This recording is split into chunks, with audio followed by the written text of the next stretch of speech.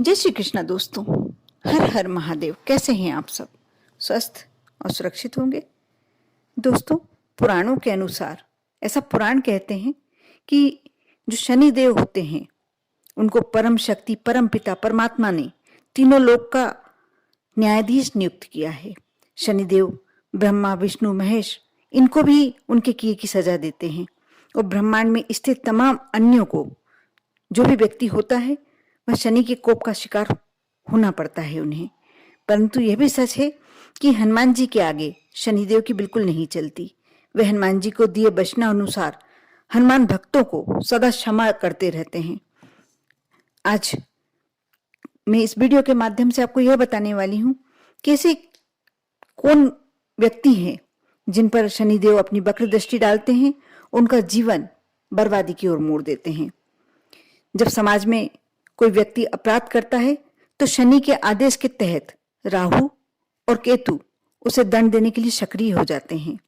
शनि की कोर्ट में दंड पहले दिया जाता है, बाद में मुकदमा इस बात के लिए चलता है कि आगे यदि इस व्यक्ति के चाल चलन ठीक रहे तो दंड की अवधि बीतने के बाद इसे फिर से खुशहाल कर दिया जाए या नहीं। शनि की साढ़े साती या ढैया से वही व्यक्ति बच पाता है जिनने ऐसा कोई कार्य नहीं किया हो जो शनि की दृष्टि में गलत कार्य है। आज हम वही कार्य मैं अपने वीडियो के माध्यम से बताने जा रही हूं। आप भी देखें कि ऐसे कौन से कार्य हैं जो हमें नहीं करना चाहिए। यदि आपकी पत्नी पतिव्रता है लेकिन आप फिर भी किसी अन्य महिला से अपने संबंध रखते हैं तो निश्चित ही एक दिन शनिदेव की वक्र दृष्टि आप पर पड़ सकती है और बर्बादियां शुरू हो सकती हैं। साथ में ऐसे व्यक्ति जो नियमित शराब पीते हैं और खासकर मंगलवार, गुरुवार, शनिवार, प्रदोष काल, एकादशी, चतुर्थी तिथि, अमावस्या, पूर्णिमा, इन दिनों में जो व्यक्ति शराब पीते हैं बहुत जल्दी आप पर शनिदेव की वक्र दृष्टि पड़ सकती है। आप उनकी वक्र दृष्टि की चपेट में आ सकते हैं। यदि ऐसे व्यक्ति जो किसी गरीब, सफाई कर्मी, दिव्यांग, विधवा स्त्री, अबला स्त्री को सताते हैं या उनका अपमान करते हैं तो आप तैयार रहें शनि का दंड भुगतने के लिए, क्योंकि ऐसे व्यक्ति को शनिदेव अवश्य दंड देते हैं। यदि आप धर्म देवता, गुरु, पिता और मंदिर का अपमान करते हैं या किसी भी रूप में उनका मजाक उड़ाते हैं तो दंड नायक के दंड का आप इंतजार कर सकते हैं, क्योंकि जल्दी ही शनिदेव की वक्र दृष्टि आप पर पड़ सकती है और इस बात का आपको दंड मिल सकता है। आप जुआ या सट्टा खेलते हैं तो पांडवों की तरह वनवास भुगतने के लिए या कौरवों की तरह नाश होने के लिए आपका तैयार रहना चाहिए। आपके जीवन में घटना और दुर्घटना के योग बढ़ सकते हैं।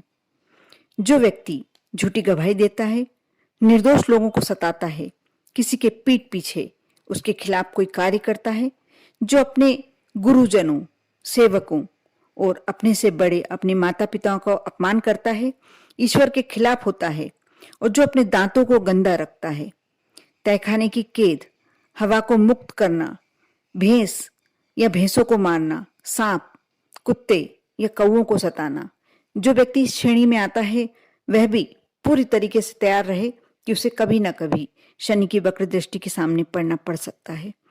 पुराण ऐसा कहते हैं, पुराणों के अनुसार ऐसा कहा जाता है कि यदि कोई व्यक्ति किसी व्यक्ति के साथ किसी भी प्रकार का अन्याय करता है तो वह व्यक्ति शनि की वक्र दृष्टि से बच ही नहीं सकता। शराब पीने वाले, मांस खाने वाले, ब्याज लेने वाले, पर स्त्री के साथ व्यभिचार करने वाले और ताकत के बल पर किसी के साथ भी अन्याय करने वाले ऐसे व्यक्तियों का शनिदेव 100 जन्मों तक पीछा करते हैं। ऐसा कहा जाता है, पुराणों में ऐसा लिखा हुआ है कि शनि की दृष्टि एक बार शिव पर पड़ी तो उनको बेल बनकर जंगल जंगल भटकना पड़ा। रावण पर पड़ी तो उनको भी असहाय बनकर मौत की शरण में जाना पड़ा।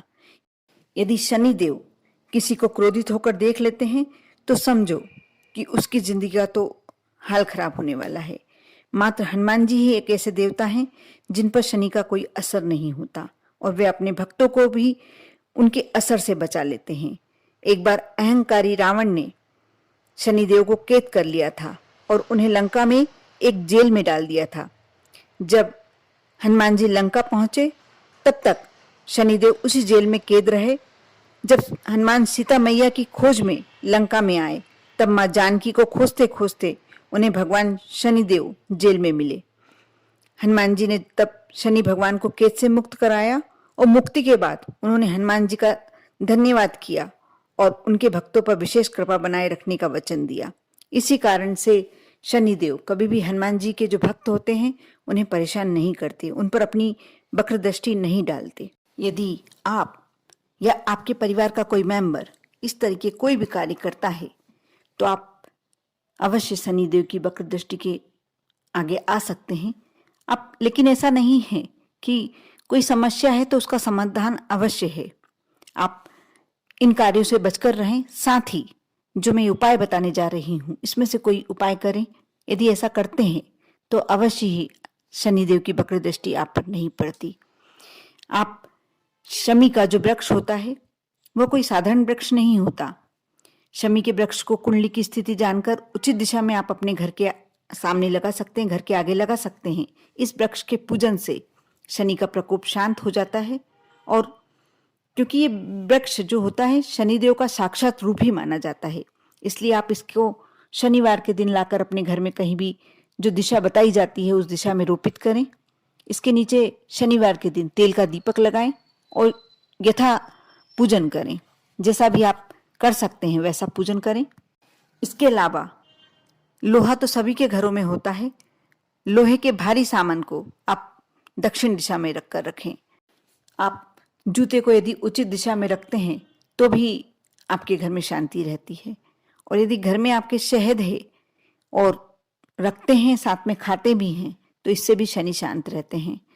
जिस व्यक्ति के राहु के दोष को दूर करना हो उसे चंदन का वृक्ष लगाना चाहिए। यदि आप चंदन का वृक्ष नहीं भी लगा सकते हैं तो छोटा सा चंदन का टुकड़ा रखें, उसे थोड़ा सा घिस लीजिए और भगवान शिव पर समर्पित करें।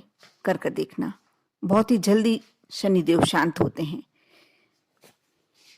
साथ ही हनुमान जी की पूजन करना, शिव जी की पूजन करना आपके लिए बहुत अच्छा रहता है। आप अवश्य करें।